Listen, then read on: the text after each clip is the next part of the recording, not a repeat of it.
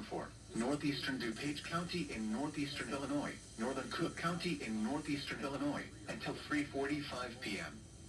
At 3:19 p.m., a severe thunderstorm was located over Melrose Park, or over River Forest, moving north at 50 miles per hour. Hazard, 70 miles per hour wind gusts. 62 miles per hour wind gust at Miami Airport at 3:07 p.m. Source, radar. Impact, expect considerable tree damage. Damage is likely to mobile homes, roofs, and outbuildings.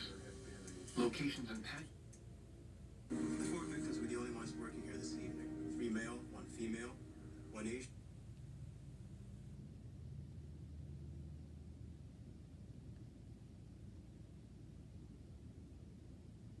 American including the fall. Interstate 90 between mile marker 62 and 83. Interstate 94 between mile markers 26 and 42. Interstate 290 between mile markers 1 and 15.